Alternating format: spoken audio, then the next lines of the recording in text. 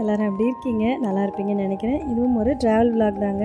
எங்கள் நாத்தனார் பேத்திக்கு மொட்டை அடித்து காது குத்துற ஃபங்க்ஷனுங்க. அதுக்காக நாங்கள் வந்து சேலம் போயிருந்தோம். ஒரு 2 நாள் ட்ரிப்பு. இந்த விலாக் தான் நீங்கள் பார்க்க போகிறீங்க. எங்கள் நாத்தனாருடைய பையனோட பொண்ணுங்க இது 2வது குழந்தை. பாப்பா பேர் வந்து நிலா. பேர் அழகாக இருக்கு இல்லைங்களா? எங்கள் நாத்தனார் ஊர் பார்த்திங்கன்னா சேலத்துக்கு பக்கத்தில் அயோத்தியாப்பட்டினங்க. அவங்களுடைய குலதெய்வ கோயில் வந்து ஒரு 2.5 மணி நேரம் அங்கேருந்து ட்ராவல் பண்ணுற மாதிரி இருக்கும். ஸோ ஒரே நாள்லேயே மொட்டை அடித்து காது குத்துறது கஷ்டம் அப்படின்னு சொல்லிட்டு ஒரு 2 நாள் முன்னாடியே கோயிலில் மொட்டை அடிச்சுட்டு வந்துட்டாங்க. காது குத்துற ஃபங்க்ஷன் மட்டும் வீட்டில் வச்சுருந்தாங்க. அதுக்கு தான் நாங்கள் எல்லாருமே போயிருந்தோம். நாங்கள் எப்போவுமே ஊருக்கு வரதுனா ஒரு 4:30 மணி அந்த மாதிரி தாங்க கிளம்புவோம். மேட்டூர்னா கூட கொஞ்சம் பக்கமாக தெரியும். சேலம் அப்படின்லாம் போனாங்கன்னா ரொம்ப லாங் ட்ராவல் பண்ணுற மாதிரி தான் இருக்கும். அன்றைக்கும் அப்படி தான் இருந்தது. பயங்கர டிராஃபிக் வேறு. நாங்கள் அவங்க வீட்டுக்கு போகும்போது மணி 11 மணிக்கு மேலே ஆயிடுச்சுங்க. அன்றைக்கி சாட்டர்டே வேறங்க. செம்ம டிராஃபிக்கு. மைசூர்லேயுமே டிராஃபிக்காக இருந்தது. வெளியில் வந்துட்டு ஆசனூர் வரும்போதெல்லாம் ஃபுல்லாக லாரிங்க போக ஆரம்பிச்சிருச்சு. ஹில்ஸில் ஒவ்வொரு லாரியும் தாண்டறதுக்குள்ளேயே போதும்னு ஆயிடுச்சுங்க.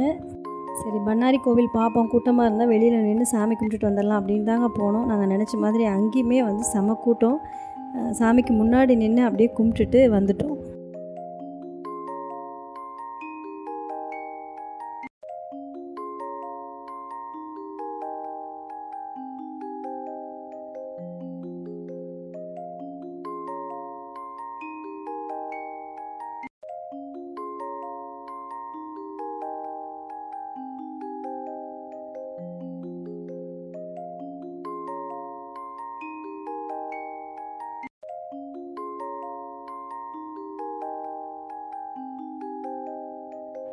இது வந்து அடுத்த நாள் காலையில் எடுத்த விலாகுங்க. நாங்கள் நைட்டு 11 மணிக்கு மேலே தான் வீட்டுக்கு போனோம்.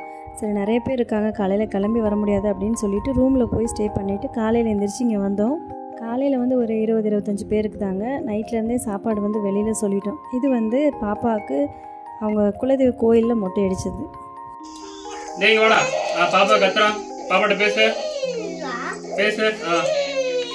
நிலா குட்டி சரிம்மா.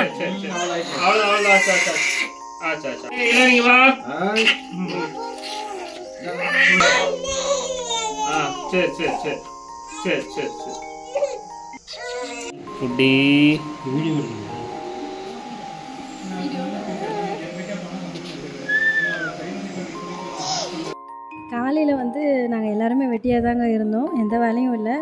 சரி, பாப்பா எப்படியும் காது குத்திட்டு அதுக்கப்புறம் அழுவா, யார்ட்டையும் வரமாட்டா அப்படின்னு சொல்லி கொஞ்சம் ஃபோட்டோஸ்லாம் எடுக்கலாம் அப்படின்னு எடுத்துகிட்டு இருந்தோம். இது வந்து பார்த்திங்கன்னா எங்கள் நாத்தனார் பொண்ணுங்க. நானும் எங்கள் நாத்தனார் பொண்ணு, கொழுந்தனார் ஒய்ஃபு, நாத்தனார் மருமக 4 பேரும் சேர்ந்தா அந்த இடமே ஒரே கலாட்டாவாக தாங்க இருக்கும். அன்றைக்கும் அப்படி தான் இருந்தது. எனக்கு கல்யாணம் ஆகும்போது எங்கள் நாத்தனார் பையனுக்கு பார்த்திங்கன்னா ஒரு 10 வயசு இருக்குங்க.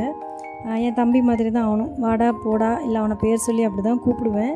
அவனுக்கு கல்யாணம் ஆன அப்புறம் என் ஹஸ்பண்ட் சொன்னார், நீ சின்ன வயசில் கூப்பிட்டது சரி, இப்போ அப்படி கூப்பிட்டீங்கன்னா அபி தப்பாக எடுத்துக்க போகுது அப்படின்னு. நான் சொன்னேன், என் தம்பியை வந்து இளங்கோ வாங்க போங்கண்ணா, நான் இப்போ சொல்கிறேன் அந்த மாதிரி தான் அவனும் எனக்கு அப்படின்னு. அவங்ககிட்டயே ஒரு தடவை இதை சொன்னேன். அவன் சொன்னான், அத்தை உங்களுக்கு எப்படி தோணுதோ அந்த மாதிரியெல்லாம் கூப்பிடுங்க, மாமா சொன்னால் சொல்லிட்டு போகிறாரு அப்படின்னு. அவனோட ஒய்ஃபுமே அப்படி தாங்க, என் கூட ரொம்ப க்ளோஸாக இருப்பாள். என் ஹஸ்பண்ட் அடிக்கடி சொல்லிட்டே இருப்பார், அது என்ன அபிக்கு உன் மேலே மட்டும் தனி பாசம் அப்படின்னு. அந்த மாதிரிலாம் இல்லை அப்படின்னு. ஆக்சுவலாக அன்றைக்கி நாங்கள் ஊருக்கு போகும்போது மணி 11 ஆகிடுச்சிங்க. வெளியில் ரூமுக்கு போகும்போது எங்களை விடுறதுக்கு அவ்வளோ ரூமுக்கு வந்தாங்க. நான் சொன்னேன், அபி பாப்பா தூங்குதே அப்படின்னா, பரவாயில்லைங்க சித்தி நானும் வரேன்னு சொல்லிட்டு வந்து எங்களை ரூமில் விட்டுட்டு திரும்பவும் வீட்டுக்கு போனால். அவள் போனப்பறம் இவர் சொன்னார், பாத்தியா நான் சொன்னல அபிக்கு உன் மேலே தனி பாசம்னு அப்படின்னாரு. என்னை பொறுத்த வரைக்கும் எந்தவித எதிர்பார்ப்புமே நம்மக்கிட்ட இல்லாமல் பழகிறவங்க நம்ம வாழ்க்கையில் கிடைச்சது நமக்கு வரம் அப்படின்னு தாங்க சொல்லுவேன். நம்ம என்ன கொடுக்குறோமோ நிச்சயமாக அது திரும்பி வருங்க. திரும்பி செய்ட வேலையா?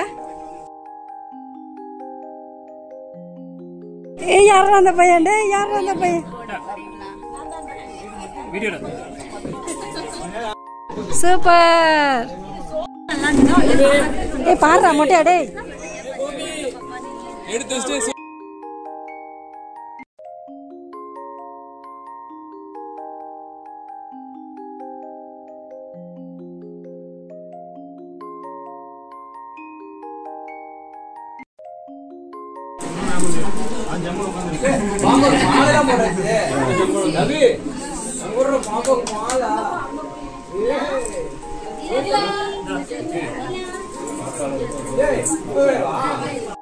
நல்லா பொறுமையா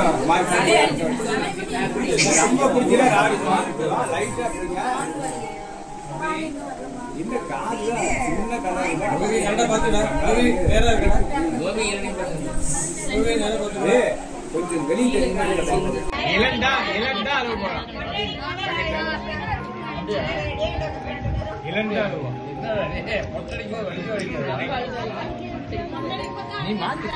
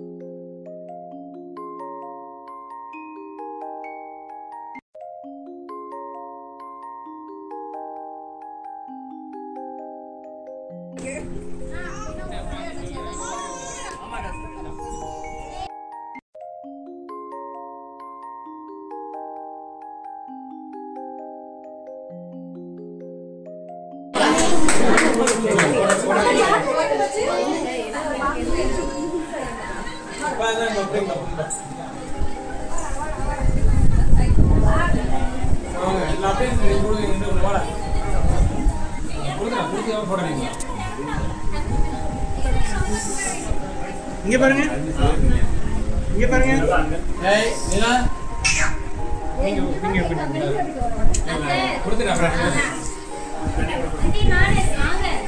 இல்ல சார் கொடுத்துட்டு அப்புறம் நிக்கலாம் வச்சிருங்க ஓகே அவங்களோட தெரியும்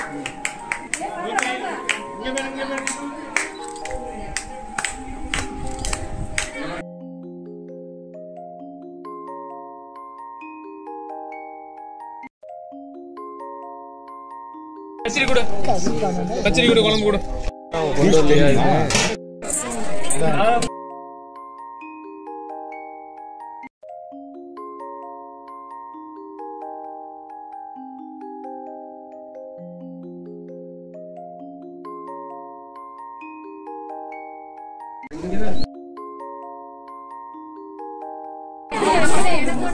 அட்ரா கோபி